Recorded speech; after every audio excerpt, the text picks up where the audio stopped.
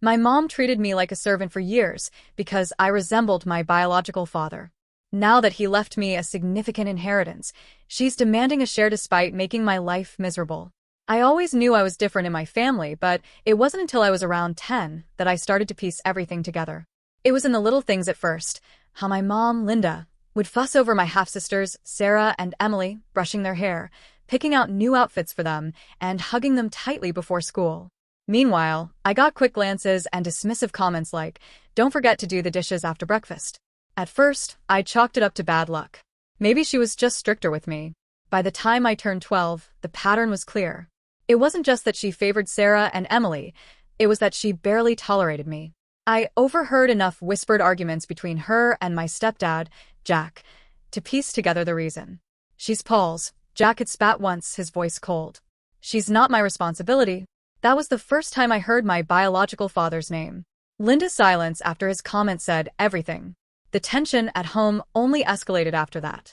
Jack started treating me like a ghost, his focus solely on Emily, his biological daughter.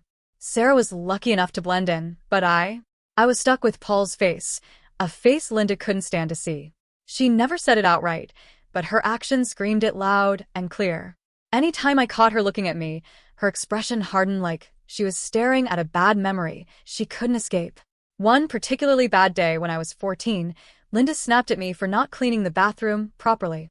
I pointed out that Sarah and Emily never had to do chores.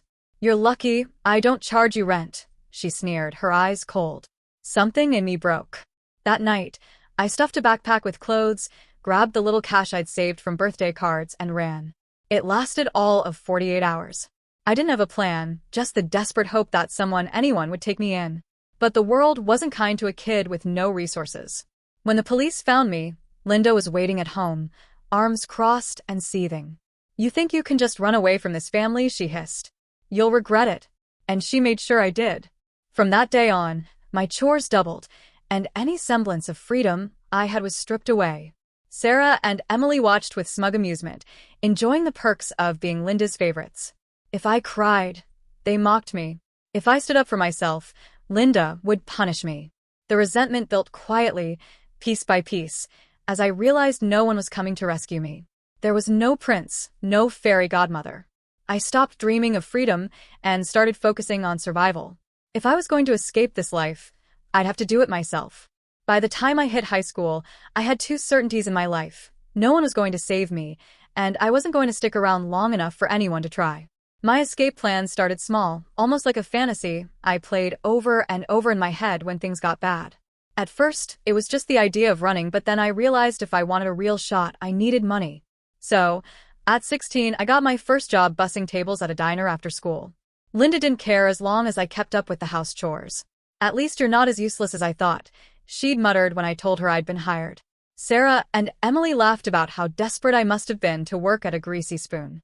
I ignored them and worked every shift I could, pocketing tips and saving like my life depended on it, because it did. By senior year, I was juggling 3 part-time jobs.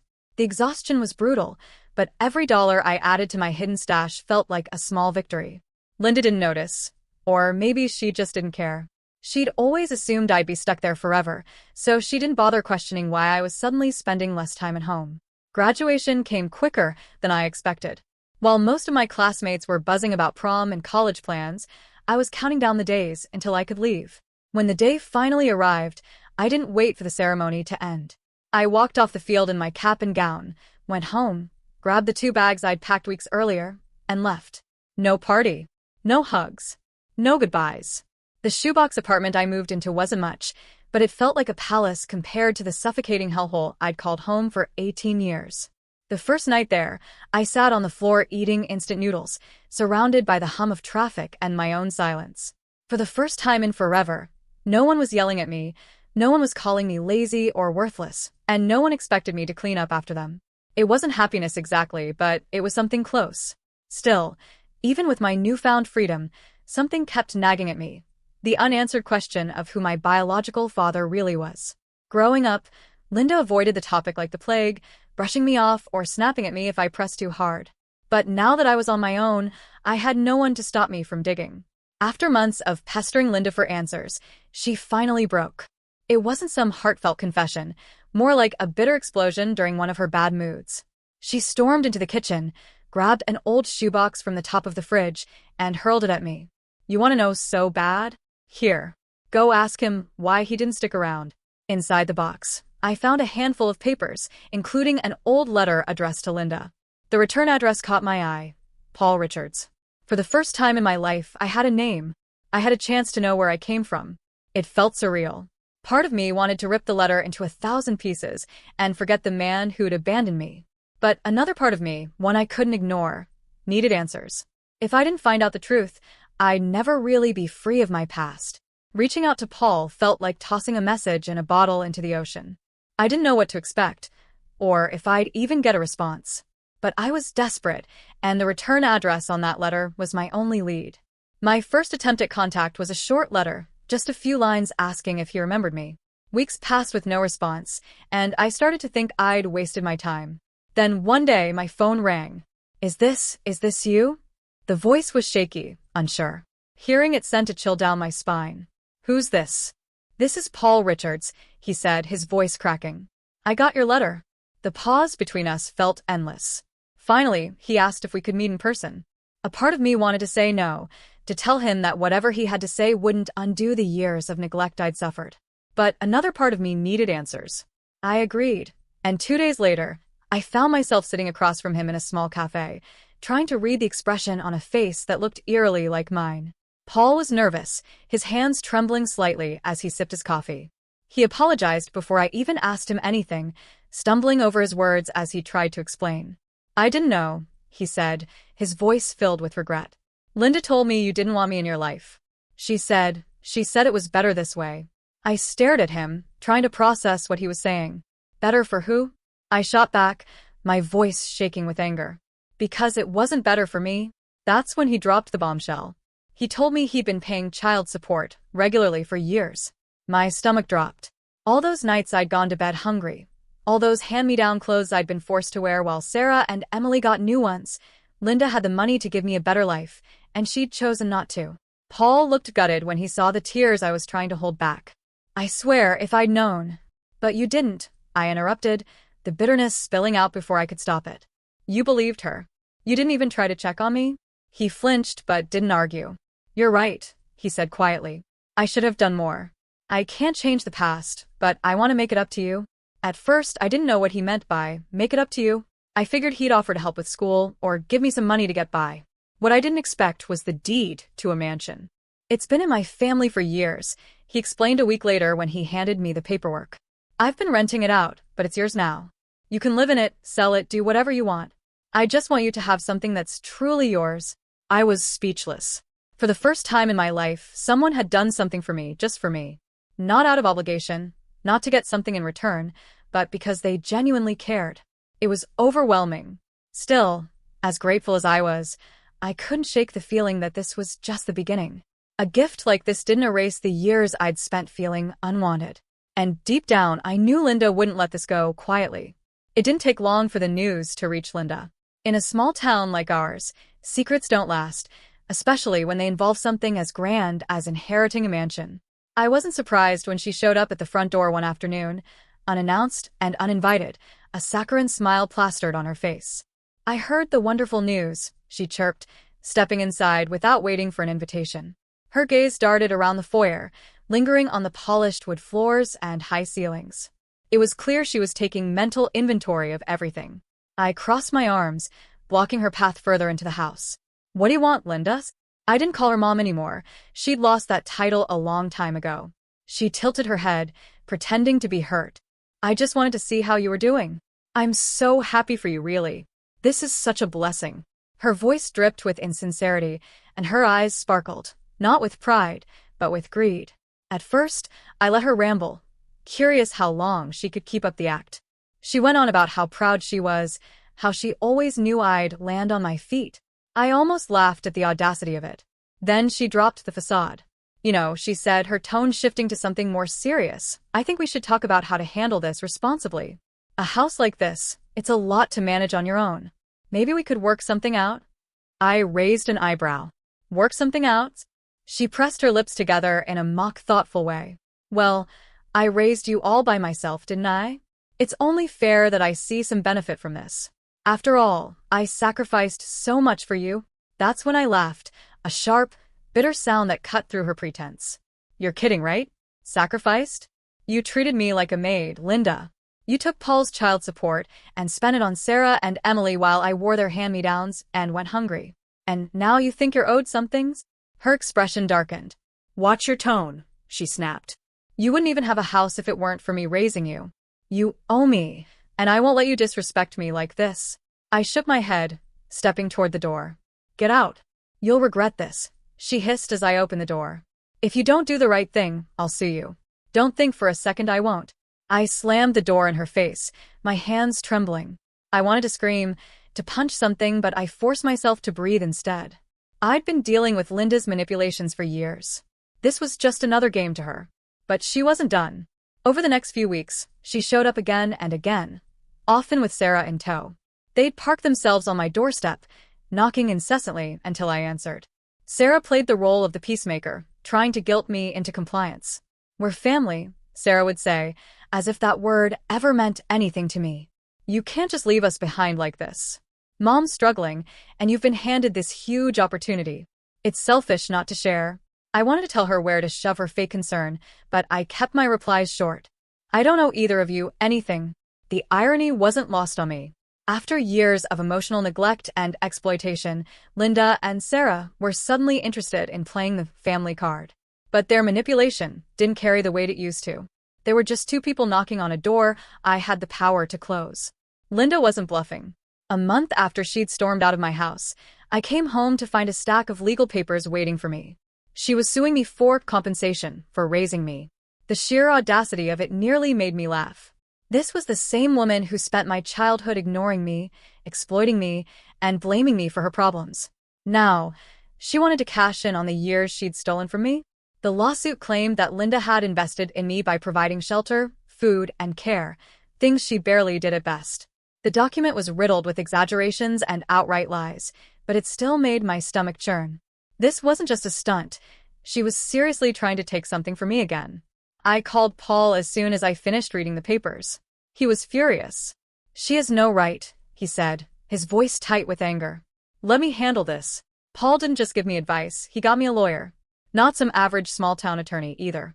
This guy was sharp, relentless, and knew exactly how to dismantle Linda's claims.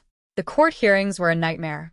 Linda and her lawyer painted her as a selfless mother who had given everything for her child, only to be abandoned. I sat there, biting my tongue as she lied about our relationship, about the years of neglect and abuse she conveniently left out of her narrative. My lawyer tore her arguments apart piece by piece. He presented evidence of the child support Paul had paid for years, money Linda never used for me. He even brought up the police reports from when I'd run away at 14, showing that I had tried to escape her household. By the end of it, Linda's facade of the perfect mother was in tatters. The court ruled in my favor, dismissing her case entirely. The relief was overwhelming, but it didn't come without a cost. The entire process had drained me emotionally, and the bitterness between us had reached a point of no return. I thought that would be the end of it. I was wrong. Instead of backing off, Linda escalated. She and Sarah moved into the mansion while I was out of town for a weekend. I came back to find them squatting in the house like they owned it. Worse, they were trashing the place. Furniture was overturned, walls were scuffed and scratched, and there was garbage everywhere. I confronted them, furious. Linda acted like she belonged there, lounging on the couch as if she hadn't just broken into my property. You can't kick us out, she said smugly. We're family, Sarah chimed in, rolling her eyes. You're being so dramatic. It's just temporary. Temporary or not, it was illegal. I called the police, but the process to evict them wasn't as straightforward as I'd hoped. They played every trick in the book to delay the inevitable, dragging out the situation for weeks. With Paul's help, I got a formal eviction notice filed. The day they were finally forced to leave, I stood outside, watching as officers escorted them out. Linda spewed venom the entire time, screaming about how ungrateful I was. Sarah just looked at me with a mix of anger and pity, as if I was the one in the wrong. When they were finally gone, I stepped into the house and surveyed the damage. Broken glass, torn curtains, stains on the carpet. It was like a tornado had blown through. Cleaning it up felt like reliving all the years I'd spent cleaning up after them. That was the final straw. I wasn't just angry anymore, I was done. I was done playing their games, done letting them drag me into their chaos. But as I stood in that trashed house, one thought lingered in my mind. No matter how far I went or how much I built, Linda would always find a way to haunt me. The house was finally mine again, but it didn't feel like a victory. Every time I walked through the front door, I saw the mess Linda and Sarah had left behind, both physically and emotionally. The walls were scratched, the air reeked of cigarettes, and every corner seemed to carry the weight of their presence. It wasn't just a house anymore, it was a battlefield. I thought I could move on once they were gone, but the anger wouldn't let me. Every time I tried to sleep, every time I picked up a piece of broken furniture, their voices echoed in my head. You owe us. We're family. Jack left because of you. The weight of it all was unbearable, and I realized I couldn't let it fester any longer. So I decided to confront Linda one last time. I found her staying at a rundown motel on the edge of town, the same place she'd holed up after the eviction. When I knocked on the door, I half expected her to slam it in my face, but she opened it and gave me that familiar scowl. What do you want? She snapped, arms crossed like she was bracing for a fight. I stepped inside, ignoring the stale smell of cigarettes and the cluttered room.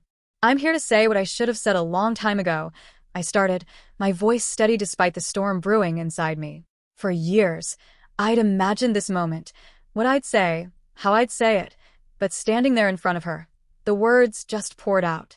I told her how much I hated her for making me feel like I was a mistake, for turning me into a maid instead of a daughter, for taking Paul's money and spending it on anything but me. I reminded her of every cruel word, every time she dismissed me, every moment she chose to look at me like I was the source of all her problems. Linda didn't flinch. She didn't apologize or even try to defend herself. She just stood there, arms crossed, her face an impenetrable wall of indifference. When I finished, my voice shaking from the weight of it all, she finally spoke. You don't understand how hard it was for me, she said, her tone dripping with self-pity. Do you have any idea what it's like to be left with nothing? Jack left because of you. Do you know what that did to me? That was it. That was her excuse for everything, for treating me like dirt, for taking Paul's money, for stealing my childhood. I stared at her, my chest heaving, and felt the last thread of hope snap. There was no remorse in her voice, no acknowledgement of the pain she'd caused. Just blame, as if I were responsible for the mess of her life. You've always been good at making everything about you, I said quietly, the bitterness seeping into my words. But this isn't about you anymore. It's about me. And I'm done letting you control my life. I turned to leave, but before I walked out the door, I looked back one last time. You'll never see me again, I said firmly. Not because I'm running away this time, but because you don't deserve to be in my life. Her expression didn't change, but for a split second, I thought I saw something flicker in her eyes. Regret, maybe? Or just anger that I was cutting her off completely. Either way, it didn't matter. As I walked away, I felt lighter. I knew I'd never get an apology from Linda, but for the first time, I realized I didn't need one. Saying my piece was enough. It didn't erase the years of pain, but it gave me the closure I needed to start moving forward. Still, as I drove back to the mansion, a nagging thought lingered in my mind. Would confronting her really be enough to put the past behind me? Or would Linda's shadow continue to loom over my life, no matter how far I tried to escape? With Linda finally out of my life, the silence was deafening. For years, my world had been consumed by her cruelty and the chaos she dragged into every corner of my existence. Now, for the first time, there was nothing, no yelling, no manipulation, no drama. I thought it would feel like freedom, and in some ways it did. But it also left me with a hollow ache I wasn't prepared for. I decided to throw myself into building a life of my own. Using part of the inheritance, I enrolled in college, something I'd barely dared to dream about when I was younger. I found a modest apartment near campus and began classes in social work. I figured if anyone could understand broken systems and broken people, it was me. At first, the routine of classes and studying was comforting. It gave me structure, a sense of purpose. But the deeper I got into my studies, the more I realized how much Linda's abuse had shaped me. Trusting people felt impossible. Anytime a professor complimented my work or a classmate invited me to a study group, my first instinct was suspicion. What did they want from me? Were they trying to use me, like Linda always had? It didn't take long for me to realize I couldn't handle these feelings alone. Therapy was something I'd never considered growing up. Linda always scoffed at the idea, calling people who needed help weak. But I was desperate.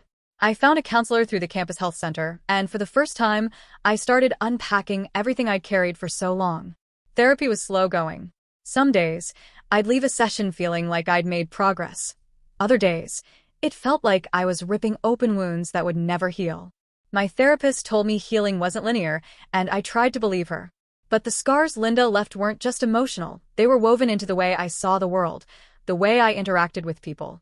Paul stayed in my life during all of this, trying to build some semblance of a father-daughter relationship. He'd call every week to check in, sometimes showing up unannounced with groceries or small gifts. I appreciated the effort, but every interaction felt strained. Why now? I wanted to ask him. Where were you when I needed you most? When Linda was making my life hell, and I had no one. But I never said it out loud. Part of me was afraid of pushing him away, even though I wasn't sure I wanted him close. He seemed genuinely remorseful, but his guilt couldn't undo the years of absence. One day, after a particularly awkward lunch, Paul brought up something that caught me off guard. I know I can't change the past, he said, his voice careful. But I want to be here for you now, however you'll let me. I didn't respond right away. What could I say? His words sounded sincere, but I couldn't shake the resentment that simmered beneath the surface. Still, I nodded, if only to keep the peace. Even with Paul's help and therapy, moving on felt like climbing an endless mountain. Some nights, I'd lie awake, staring at the ceiling, wondering if I'd ever feel normal, if the version of me that Linda broke could ever fully heal. I didn't have the answers, but at least now, for the first time in my life, I had space to figure it out. Life had just started to feel stable when Sarah found her way back into it. I hadn't seen her since the eviction, and I had hoped it would stay that way. But one afternoon, as I was leaving class, I spotted her waiting outside the campus library, leaning against the brick wall like she had every right to be there. Hey, she said, her voice sugary sweet, the same tone she'd always used when she wanted something. I froze, the old resentment bubbling up instantly. What are you doing here? She gave me a sheepish smile, one that didn't quite reach her eyes. I wanted to talk. I've been thinking about everything, about how I treated you. She looked down, as if embarrassed. I was a terrible sister, and I'm sorry. It was such a surreal moment that I almost laughed. You're sorry? I repeated, skeptical. After all these years? She nodded, her face serious now. I know I don't deserve forgiveness, but I've been trying to fix things. Mom's not doing great, and it's made me realize how wrong I was. I just want a chance to make it right. I didn't know what to say. Part of me wanted to believe her. After all, wasn't this what I'd dreamed of as a kid? For someone in my family to acknowledge what I'd gone through, to show even a shred of remorse? But the other part of me, the part that remembered Sarah's smirks when Linda tore into me, her silence when I cried in the corner, knew better than to trust her. I appreciate the apology, I said finally, my voice cold. But I'm not interested in reconnecting. She blinked, taken aback by my bluntness. But we're family, she said, her voice soft. We've been through so much together. Exactly, I replied, turning to leave. And you made sure I went through it alone. I thought that would be the end of it, but Sarah wasn't done. Over the next few weeks, she sent me text messages, each one more desperate than the last. She started hinting at her real reason for reaching out. She and Linda were struggling. Financially, emotionally, every way possible, apparently. Mom's been really sick, one text read. She's been asking about you. She's too proud to say it, but she really needs help.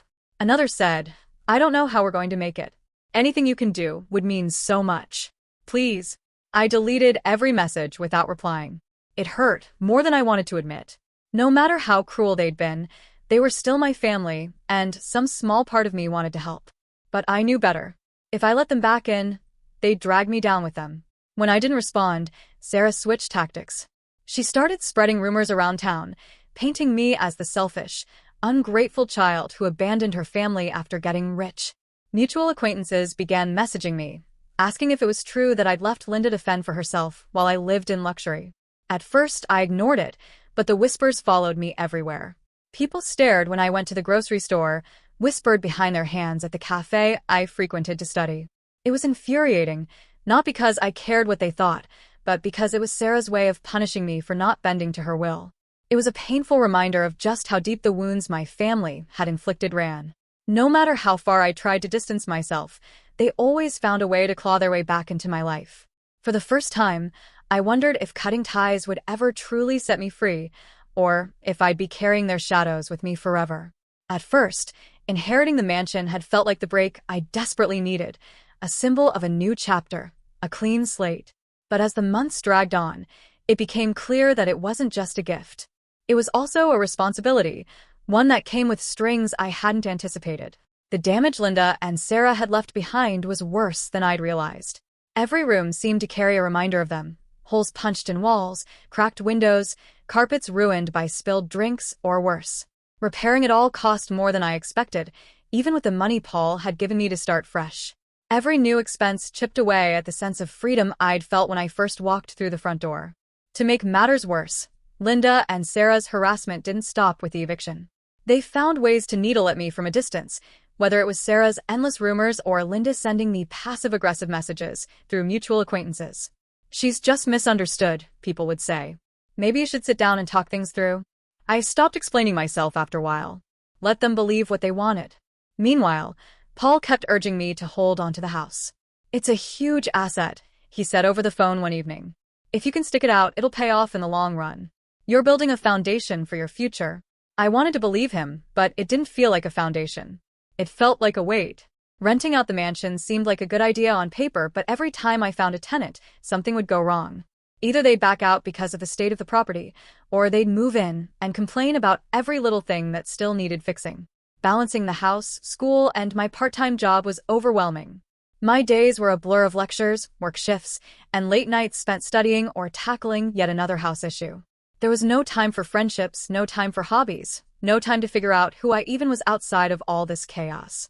The loneliness hit harder than I expected. I'd spent so much of my life surrounded by people who made me feel invisible that I thought being alone would be a relief. But the silence wasn't comforting. It was suffocating. Without Linda and Sarah to direct my anger toward, I found myself turning inward, questioning everything. What if Linda was right? What if I really was just like her, bitter, angry, unable to let go of the past? There were nights when that thought consumed me, keeping me awake long after I should have been asleep. But then, in my better moments, I reminded myself of how far I'd come. I wasn't her. I wasn't trying to tear anyone else down to make myself feel better. I wasn't clinging to someone else's life out of resentment. One day, as I sat in the nearly empty mansion, staring at a pile of unopened bills, I realized something important. Breaking free didn't mean leaving the past behind entirely. It meant learning how to live with it without letting it define me. It wasn't easy, and I doubted it ever would be. But I'd survived Linda, Sarah, and everything they'd thrown at me. I could survive this, too. The mansion is no longer in shambles. After months of work, new paint, repaired windows, deep cleaning, I finally got it to a point where I could rent it out. The steady income it provides is a relief, a safety net that keeps me afloat while I focus on school and my part-time job. But as much as it's helped me financially, the house still doesn't feel like mine. I visit it occasionally, usually to check in with the tenants or handle maintenance issues, but every time I walk through the doors, I feel like a stranger. The memories of Linda and Sarah linger in the air, no matter how much I've scrubbed the place clean. Maybe it's because I never really wanted the house. It was Paul's way of trying to make amends, but it's not something I chose for myself. Paul continues to reach out, calling every week like clockwork. Sometimes I pick up, other times I let it go to voicemail. He's trying, and I can see that. He asks about school, offers to help if I need anything, and occasionally shares stories about his own life, trying to bridge the gap between us. But there's still a part of me that can't let go of the resentment. Every time he talks about how proud he is of me, I want to ask him why he wasn't there when I needed him most. I want to shout, if you cared so much, why did you believe Linda? Why did you let me rot in that house? But I don't. Instead, I nod along or mumble a polite response, keeping my real feelings buried. Linda, on the other hand, refuses to stay buried. Despite the court case, the eviction, and everything else, she still finds ways to insert herself into my life. She leaves voicemails dripping with fake remorse, saying things like, "I just want to talk," or "I'm sorry for everything. Can we start over?" I don't respond. I can't. Even hearing her voice sends me spiraling, dragging me back to a version of myself I'm trying so hard to leave behind. The hardest part is the uncertainty. Some days, I feel like I've finally broken free. I look around at my life, at the independence I've carved out for myself, the education I'm pursuing, the future I'm building, and I feel proud. But other days, the past feels like a chain around my ankle, heavy and unshakable. I still catch myself looking over my shoulder, half expecting Linda or Sarah to show up and knock everything I've built to the ground. It's irrational, I know. They don't have that kind of power anymore. But trauma doesn't follow the rules of logic. I've learned that breaking free from a toxic family isn't like flipping a switch. It's a process, a battle you fight every day. It's learning to live with the scars without letting them define you. It's finding moments of peace and holding on to them, even when the chaos threatens to creep back in. My life is better now, but it's far from perfect. I don't know what the future holds, but for the first time, I'm cautiously hopeful. Maybe that's enough. For now, I'll keep moving forward, one step at a time.